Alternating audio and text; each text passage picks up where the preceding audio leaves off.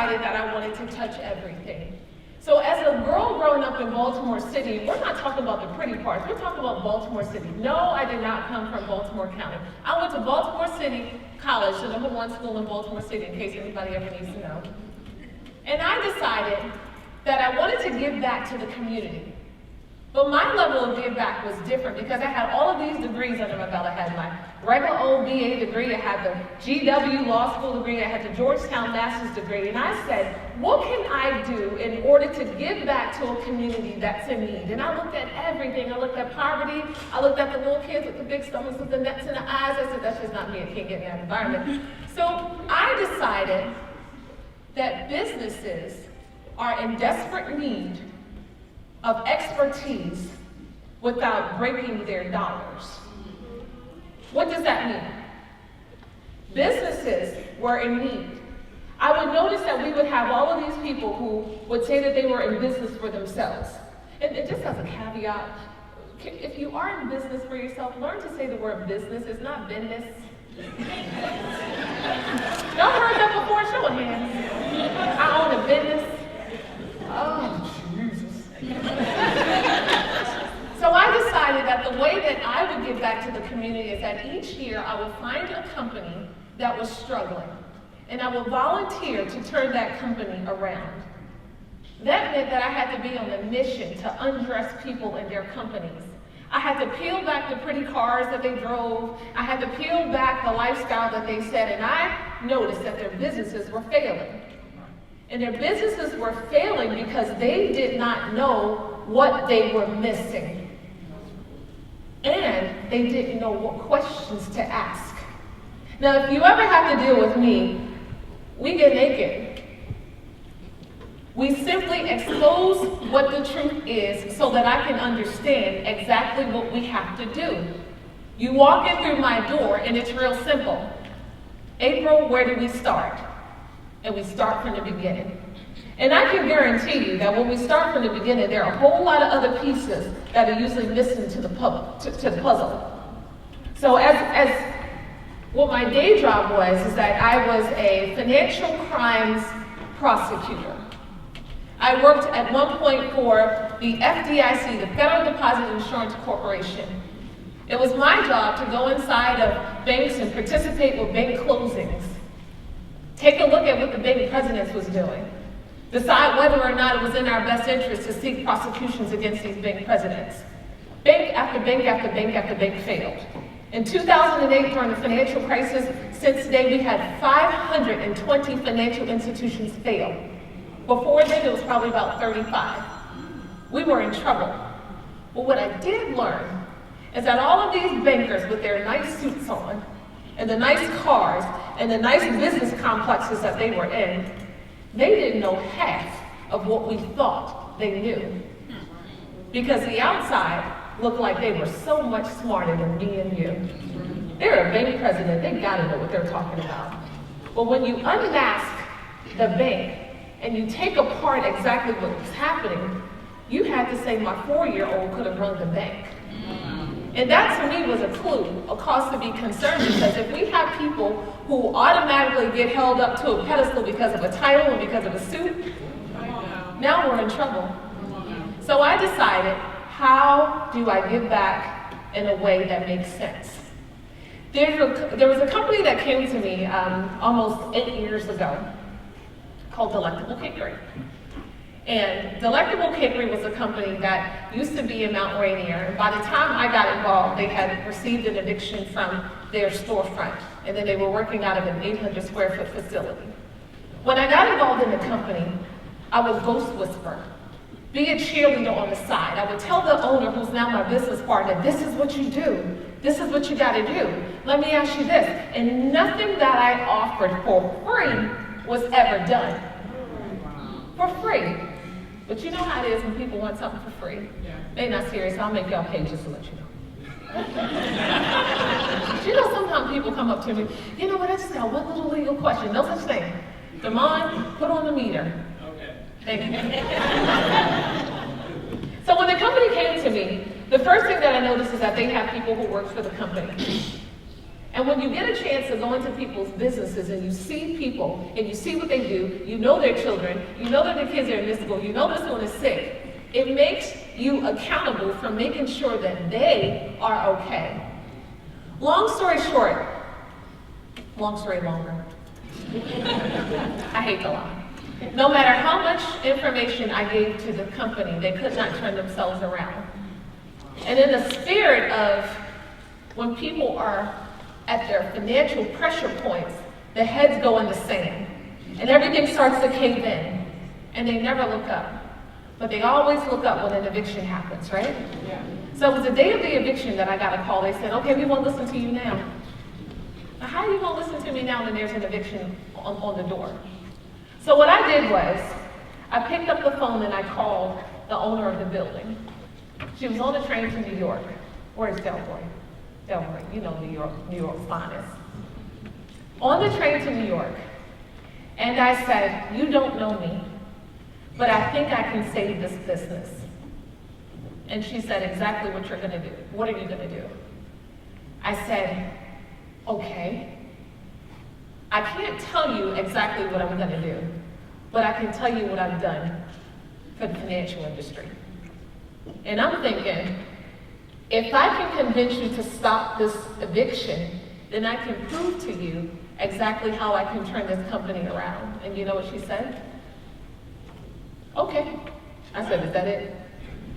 I said, but since you said okay, and that was real easy, can I get 6 months of deferred rent? Because we can't afford to be in here. And she said, well, for that, we're going to have to talk. So the next day, when she came back, I headed up to Potomac, and we had a conversation. And the first thing that I do is I take cake. But we're going to talk in a happy spirit. How many of y'all had the sweet potato cake? And we have another box back there. I expect that to be sold by y'all 5 links money, just to let you know. Y'all talking about wealth, prove it. A whole case go your way, baby. So when I took over the company, and I had the meeting, this is before I took over the company, I had the meeting with her and my business partner. She was very clear. She said, I will allow 6 months of deferred rent, but she has to come with your company. What do you think he said? Please come on, please come on, please come on. At the time, I was the lead prosecutor for Prince George's County Mortgage Foreclosure Fraud Division. Single mom trying to kick off my baby daddy. I had to shake him, honey. I'll tell y'all a story. The point is that she knew that there was something about me that was very serious. But I was also honest because I told her that I don't always have a plan. Because you ever hear the phrase, man plans and God laughs? Yes. Right? Yes. Man plans and God laughs. Because while we always think that we have a plan for ourselves, there's always a plan that is so much bigger and greater. And sometimes he throws us off the course in order for us to understand that he still is in charge. Not that I'm preaching, but I'm teaching. Yes. So when I took over the company, so when I took over the company, it was real clear. The company had $75,000 in sales for that year, for a product that had been around for 15 years. What y'all been doing? So then, of course, you take a look at the books. Oh, I see what y'all been doing. So I was very clear. Hey, business partner, the other one, you gotta go. Because not only do I have the power to indict, I also have the power to call the Baltimore crew to have them evict you the other way. Which way is it? Oh, you gonna walk out? Oh man, that would've been fun. The first year, I only focused on keeping customers happy. Because when you are in business, the first thing, as a black business owner, the first thing that black people do is make sure that you have good customer service. Because if you don't, you become the talk of the town. Although the carry-out lady down the corner, Miss Lee, she cursed them out every time, and 3 days a week they right back in the store. You know that's true. Right there over in Bladensburg, Miss Lee, yeah. So for me, it was a lesson in making sure that our customers understood that we were here for them and that we would fix anything that they have ever had, any issues that they ever had. And it was something as simple as have my cake on time.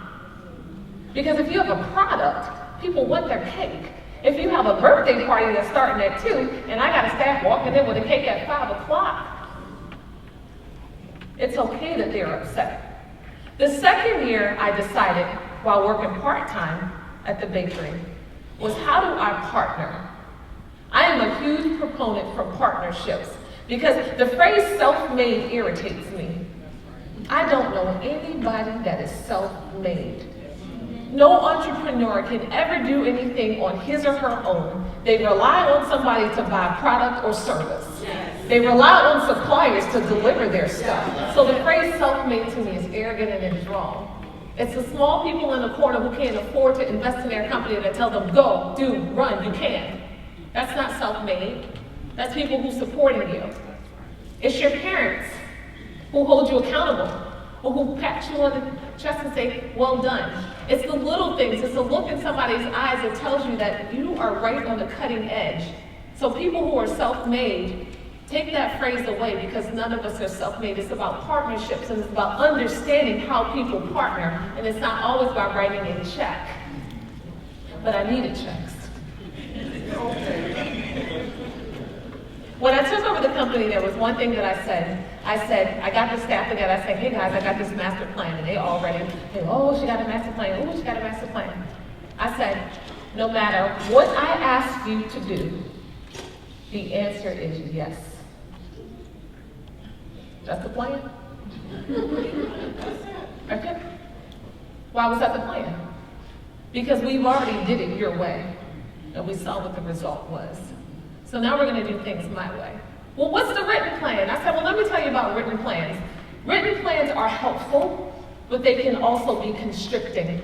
Because when you have the four corners of a document, it does not necessarily allow for movement. It does not necessarily allow for the things that you can't explain, but the things that will happen so long as you are open to understand and to receive. I receive people, and I receive their ideas, and I receive their partnerships.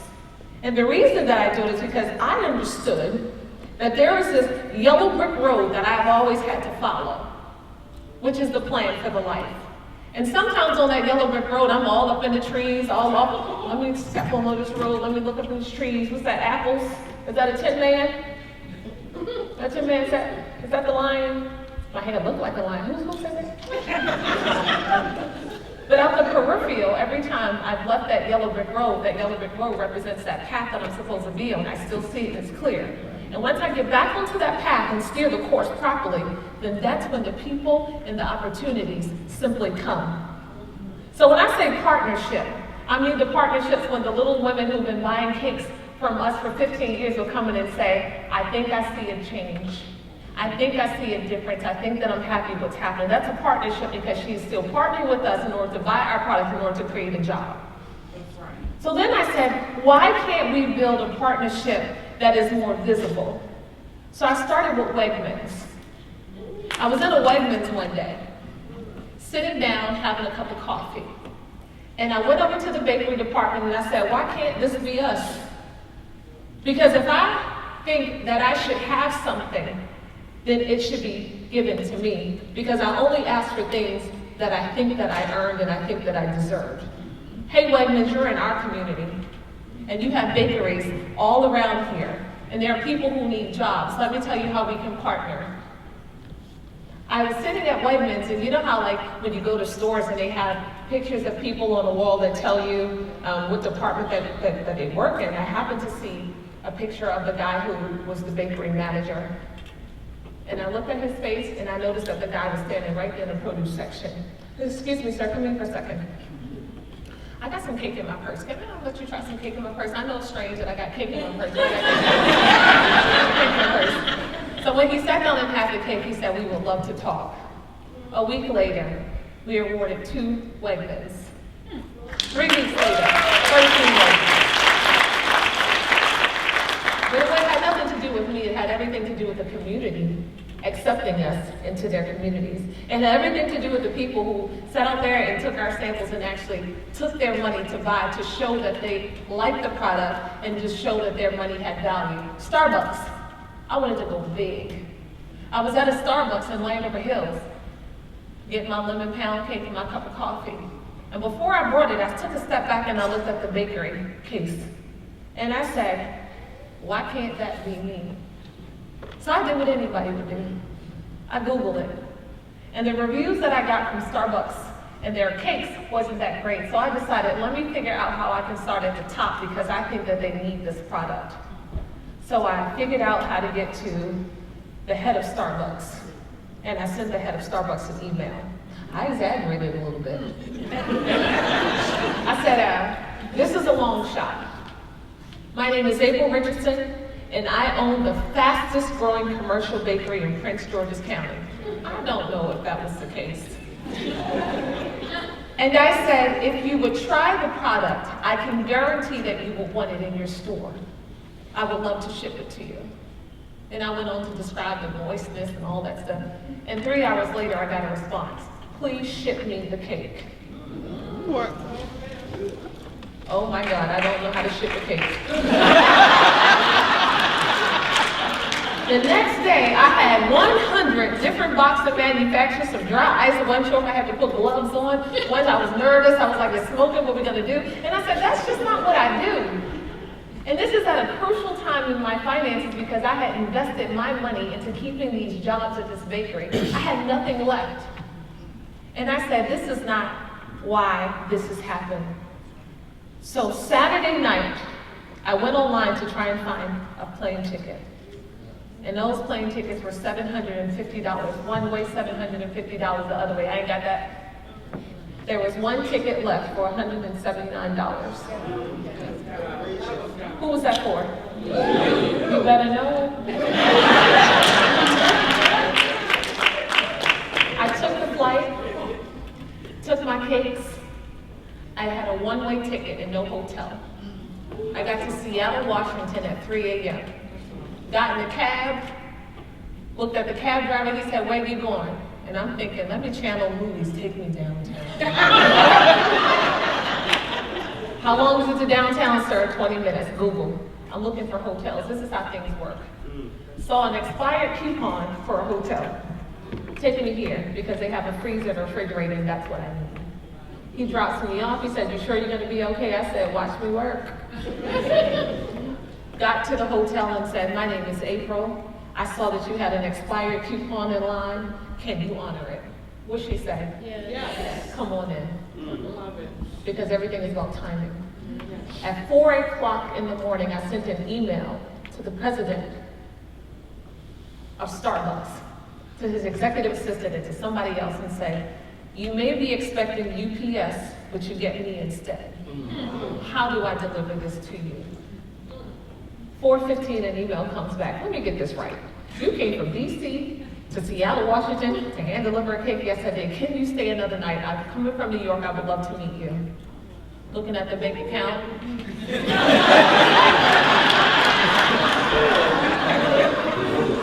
Yes, I will.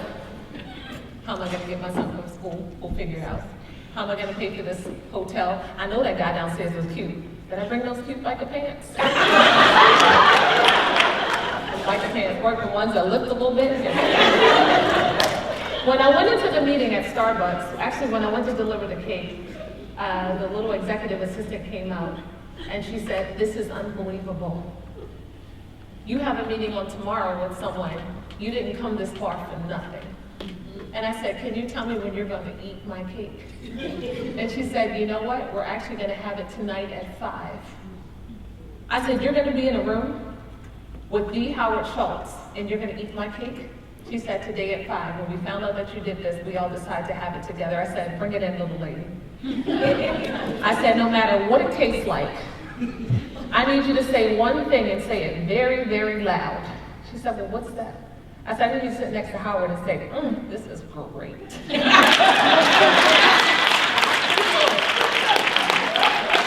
The next day when I got into Starbucks, it was a different kind of reception. They knew exactly who I was. How are you, Miss Richardson? Oh, you got to call me Miss. And when I was in a meeting with one of the representatives, Mr. Schultz walked in. And the first thing that you do to somebody who is worth $2 billion is, you're like, is that what $2 billion look like? Khakis and a polo? I got the wrong outfit on. And the first thing that I did was I said, thank you for hearing me. Because sometimes the little guys don't think that the bigger companies actually hear us. And what you've done is you've validated us. And just to let you know, all of DC is waiting to hear what's happening in this room. How's it going down? And Mr. Schultz said simply, it's not just about the product, but it's about who you are. I'd like to tell your story in my stores. I looked at the guy that was looking, I said, you heard the man, let's go tell the story. Let's go. What story we gonna tell? That was on a Wednesday. On a Friday, Starbucks flew out to our little teeny bakery that we had just saved from an eviction. On that Tuesday, I was in a high-level executive meeting in Bethesda. On Saturday, we launched into 2 stores, our test stores. What I didn't know at the time was that was the fastest time in Starbucks history that they had ever gotten a product to market. It usually takes 20 to 40 weeks. We did it in 1.5 weeks. 1.5 weeks. And when we went into the stores and we did our promotions and we told people exactly who we are brown-faced and we had an eviction and we poor and we need money. So does that work for marketing? It sure did. Because 2 weeks later, they put us in 11 stores.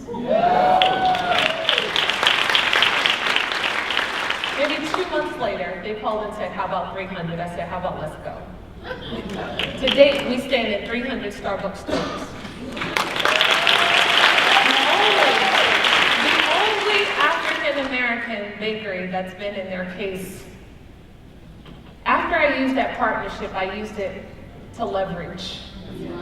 What Tupac was saying is that we were at this event last December, and I think I'm pretty cool. And a lady walked up to me, and I was like, I noticed that you didn't have cake in your hand. And she goes, oh, guess I'm bring her the cake. Who I didn't know that I was talking to was a Safeway executive. So I watched her bite it, and she had that moment. I said, right here, right now? The next day, I was in Safeway Corporation. 120 Safeway stores. Let's talk about QVC. Everybody always says, Avery, you gotta get on Shark Tank. Avery, they're not taking my equity. No. And what value do they bring, right? Because you can learn something by watching this. So what value do they bring? I said, oh, okay, Lori can get us on QVC, so let me get my own self on QVC. So I figured out how to get on QVC in less than a week. It takes people 2 and 3 years. They get 60,000 products a year and only 2,000. When I aired on QVC, I sold 1,400 cakes in 8 minutes. But the question is why? Because we were ready.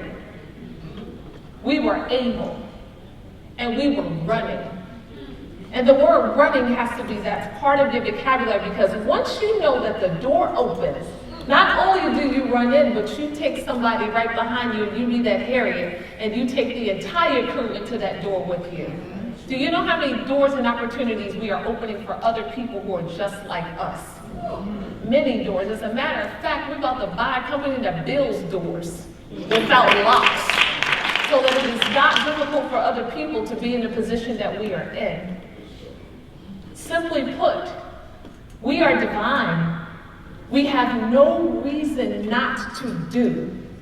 We have no reason not to be. Because as I said before, the question isn't who is going to let me, it's who's going to stop me. And so far, they can't touch me. I know that my time has run. Here's what I'm going to offer to the group today. One, you ready? So what we're going to do is, yes, I'm expensive. So what I always tell people who are interested in becoming an entrepreneur is that before you even start, or even if you did start, have a conversation just to figure out where you need to be 1 year, 2 years, or 3 years out. Get your ideas down. have an ABD moment with someone and just put it all out there and then look at me and say, what you think? And I'm like, honey, no, no. Or yes, yes, yes, let's go. You sign up today with Amon. That's a $100 consultation, usually $450, but you know, we figured out with taxes. What I urge you all to do is to watch who's in your network. Figure out, as you become your visionary, as you become the leader, who is behind you? How do they trust you? How do they know that you are worth following behind? Build your safety houses. You know what a safety house is for you. Financial independence, residual income. Build your economies, and also do good business and be good people. Do business with people who want to see you do well in business.